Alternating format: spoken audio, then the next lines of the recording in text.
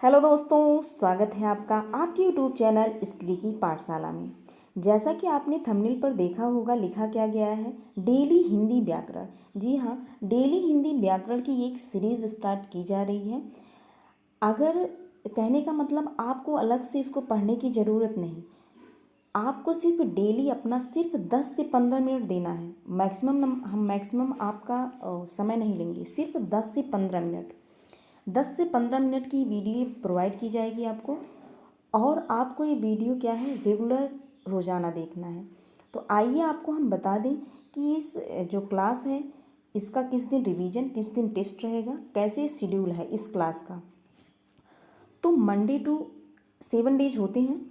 तो सबसे पहले तो मंडे जो होगा, मंडे टू फ्राइडे, मंडे तो एक चला गया, लेकिन किस दिन से क्लास स्टार्ट की जा रही है, ट्यूसडे से। तो कोई बात नहीं, अगले जो वीक होगा, अगले वीक से ये क्लासेस कंटिन्यूअस रहेंगी। अभी इस वीक में तो मंडे चला गया, ट्यूसडे से स्टार्ट हो रहा है। तो मंडे टू फ्राइडे क्या होगा, आपका क्लास चलेगा। फिर बचा एक दिन क्या, सैटरडे। तो सैटरडे, अब मंडे टू फ्राइडे हमने जो 5 डेज में जो कवर किया है उसको क्या होगा, तो सैटरडे उस दिन क्या होगा, आपका रिवीजन होगा। और इस रिवीजन को और मजबूत बनाने के लिए हम क्या करेंगे, जो संडे है, संडे को भी क्या करेंगे, टेस्ट, इसका टेस्ट लेंगे आपसे।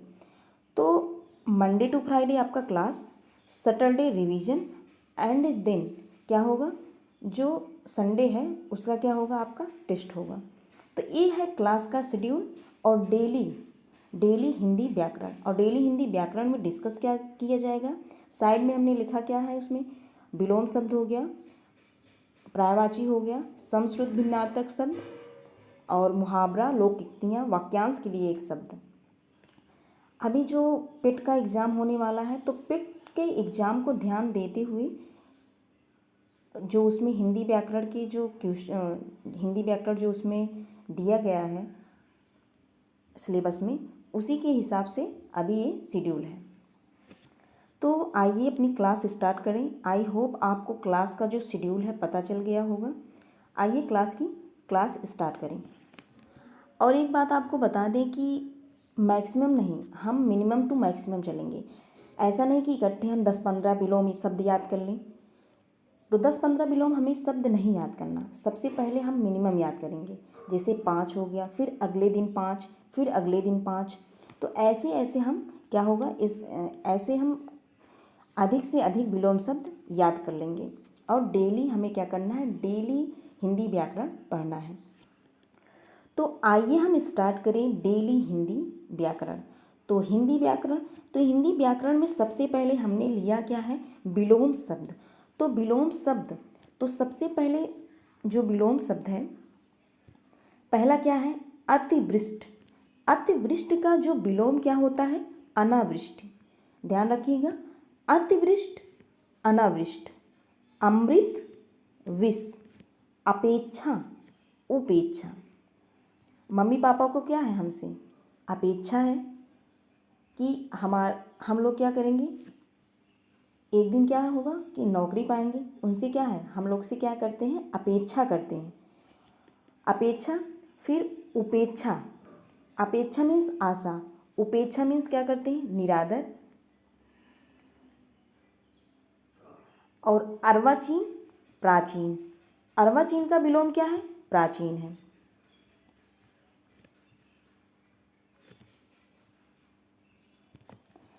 अनभिज्ञ, अनभिज्ञ मतलब क्या होता है, अनजान। अनभिज्ञ मीन्स अनजान, विज्ञ मीन्स जानकार, या इसको अभिज्ञ भी कहते हैं। तो हमने देखा क्या, अतिवृष्ट, अतिवृष्ट, अनावृष्ट, अमृत, विष, अपेक्षा, उपेक्षा।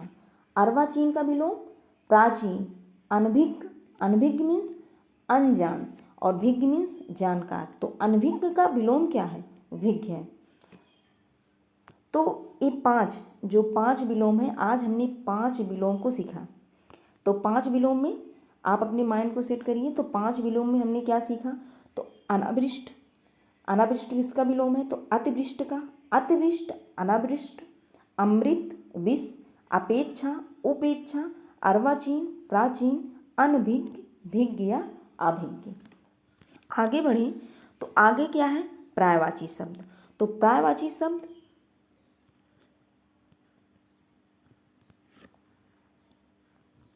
पर्यायवाची शब्द में पहले क्या लिया गया है, अंग।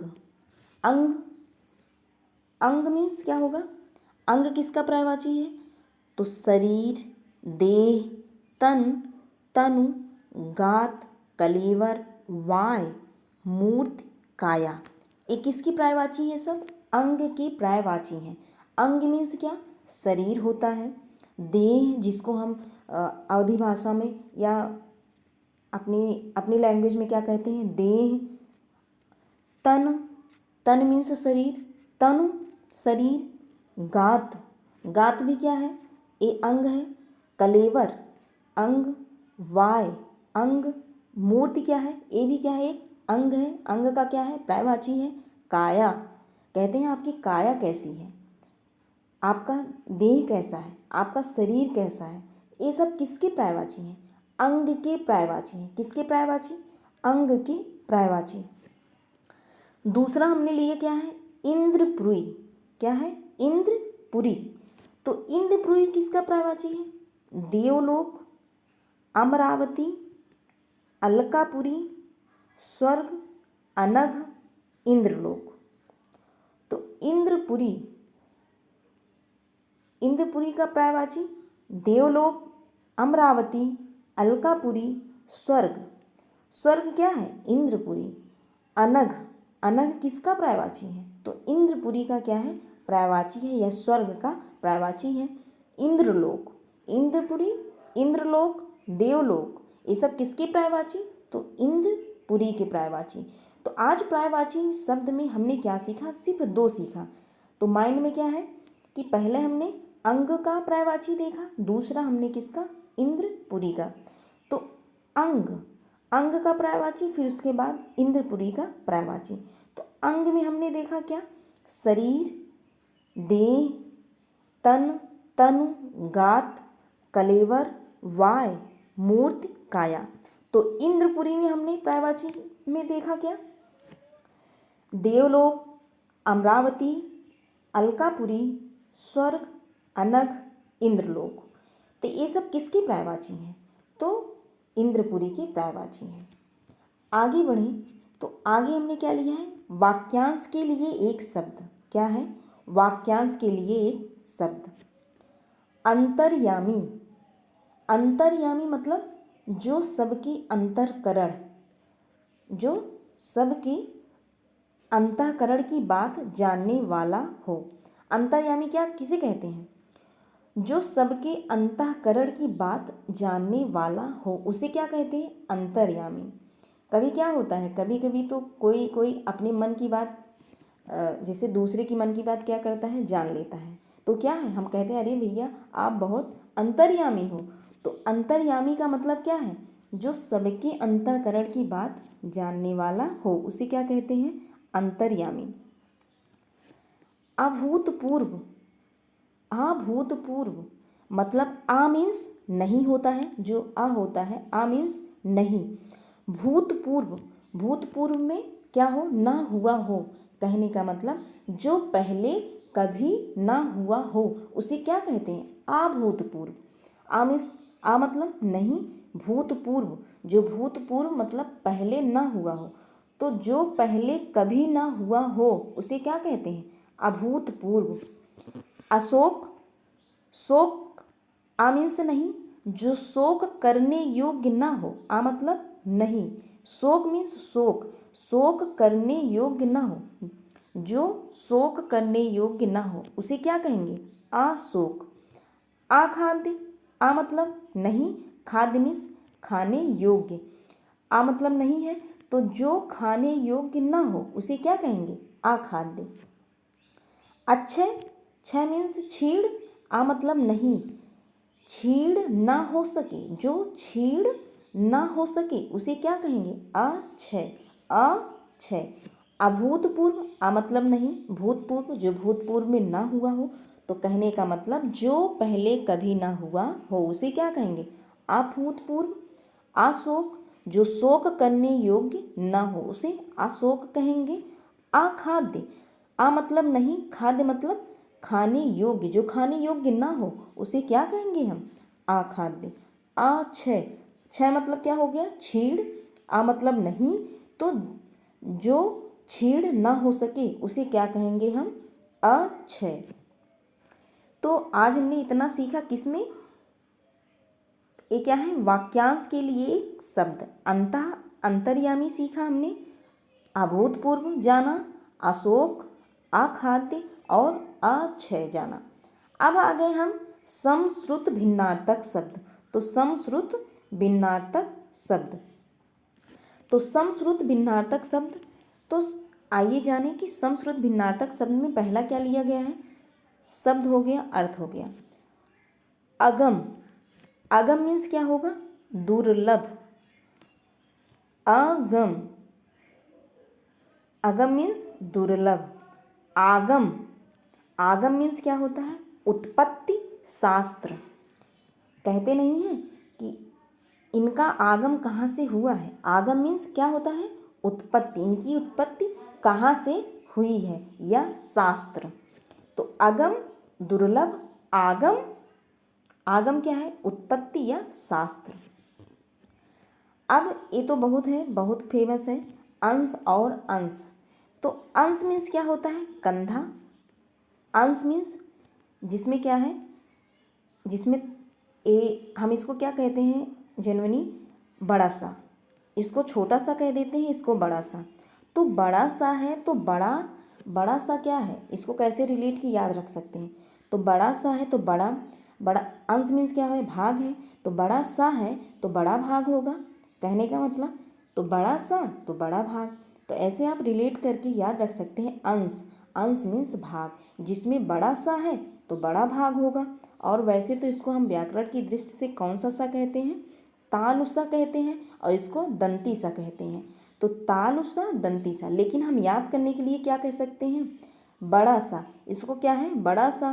तो जिसमें बड़ा सा है तो बड़ा भाग भी होगा, तो इसका मतलब भाग या हिस्सा। हिस्सा भी तो क्या होगा? हमें बड़ा ही तो हिस्सा चाहिए। अगर हम खाने में जैसे पिज्ज़ा आ गया तो पिज्ज़ा का हमें बड़ा हिस्सा तो चाहिए, इसीलिए हम रिलेट करके याद रख सकते हैं। तो जिसमें बड़ा सा रहेगा तो उसका मतलब क्या हो जाएगा? बड़ा भाग, बड़ा हिस्सा। तो उसका मतलब क्या है? भाग या हिस्सा। और जो दूसरा छोटा सा है उसका मतलब कंधा। कंधा क्या होता है? छोटा ही तो कंधा होता है। अब आगे बढ़ें, आगे क्या लिया गया है? अनल और अनिल। अनल मीन्स क्या है? अग्नि। अनिल मीन्स हवा आया। यहाँ देखो ये थोड़ा टाइपिंग मिस्टेक है, तो टाइपिंग यहाँ वायु होगा, यहाँ वा होगा। क्या होगा? वायु। यहाँ आय लिख दिया गया है, टाइपिंग मिस्टेक है, यहाँ वायु होगा। तो अनल, नल है। नल से हम किसको बुझाते हैं? तो अग्नि को बुझाते हैं। नल से जब पानी है, पानी निकालते हैं नल से, तो नल से हम किसको बुझाते हैं? अग्नि को बुझाते हैं। तो अनल, अनल से हम रिलेट करके रख सकते हैं क्या याद? अग्नि या आग। इसका मतलब क्या हो जाएगा? आग। अनिल, अनिल मीन्स हवा या आग। जब एक याद हो गया तो दूसरा आराम से याद हो जाएगा। नल, नल क्या है? नल से हम पानी निकालते हैं। पानी से किसको बुझाते हैं? अग्नि बुझाते हैं। अब दूसरा क्या है? तो अन्न। अन्न क्या हो गया? दूसरा अन्न मीन्स अनाज। अन्न मीन्स क्या हो गया? अनाज। अन्न मीन्स दूसरा। अवलंब, अवलंब मीन्स क्या हो गया? सहारा। अविलंब, अविलंब, आ मतलब नहीं, विलंब, जो विलंब ना करे वही तो शीघ्र पहुँचेगा। आ मतलब क्या है? नहीं, विलंब। विलंब मीन्स देर, तो जो देर नहीं करेगा वही शीघ्र पहुँचेगा। तो ये क्या है? अवलंब, सहारा, अविलंब। आ मतलब नहीं, विलंब। विलंब मीन्स देर, जो विलंब ना करे वही शीघ्र पहुँचेगा। तो आप ऐसे रिलेट करके क्या कर सकते हैं? याद रख सकते हैं। तो हमने क्या सीखा? अगम, दुर्लभ, आगम, उत्पत्ति या शास्त्र, अंश, कंधा, अंश, भाग या हिस्सा, अनल, अग्नि, अनिल, हवा या आयु। अन्न मीन्स अनाज, अन्य मीन्स दूसरा, अवलंब सहारा, अविलंब शीघ्र। अब क्या है मुहावरे। तो मुहावरे क्या है? अक्ल का दुश्मन होना, मूर्ख होना, अक्ल पर पत्थर पड़ना, बुद्धि भ्रष्ट होना, अगर मगर करना, टाल मटोल करना, अगर मगर न होना, कोई शक न होना। अर्थ से इति तक, प्रारंभ से समापन तक। तो अक्ल का दुश्मन होना, मूर्ख होना, अक्ल पर पत्थर पड़ना, कहते हैं कि आपकी अक्ल पर क्या हो गया, पत्थर पड़ गया है। कहने का मतलब बुद्धि भ्रष्ट होना। अगर मगर करना, टाल मटोल करना, अगर मगर न होना, कोई शक न होना। कि अगर मगर उस पर अगर कोई कुछ बोल रहा है तो इसका मतलब जैसे कोई कुछ बताए तो अगर उस पर विश्वास है तो हम लोग क्या करेंगे, उस पर कोई शक नहीं है, उस पर हम कोई क्वेश्चन नहीं करते, ठीक है जो आप कह रहे हैं वो सही है। तो क्या हो गया, कोई शक न होना, अगर मगर न होना, कोई शक न होना। अथ से इति तक, प्रारंभ से समापन तक। तो हमने मुहावरे में इतनी मुहावरा देखा। अब लोकोक्तियाँ क्या हैं? अकेला चना भार नहीं फोड़ता। सब लोग जानते हैं अकेला कोई काम या अकेले कोई काम नहीं होता, तो अकेले कोई बड़े काम नहीं कर सकते। लोकोक्तियाँ हैं अकेला चना भार नहीं फोड़ता, अकेले कोई बड़े काम नहीं कर सकते। अकेला हंसता भला न रोता भला, सुख दुख में साथी होने चाहिए। अकेला हंसता भला न रोता भला। अब कोई अकेले है, ना उसको हंसना ही सही है न ही रोना सही है। कहने का मतलब सुख दुख में साथी होने चाहिए। आज के लिए बस इतना ही। अगर आपको वीडियो पसंद आया हो तो like share and subscribe to my channel. और ये क्लासेस डेली चलेंगी हिंदी व्याकरण की। ज़्यादा से ज़्यादा आप प्यार दिखाइएगा इस वीडियो को, जिससे हम इस जर्नी को और आगे तक ले जा सकें। मिलते हैं नेक्स्ट वीडियो में। Thank you.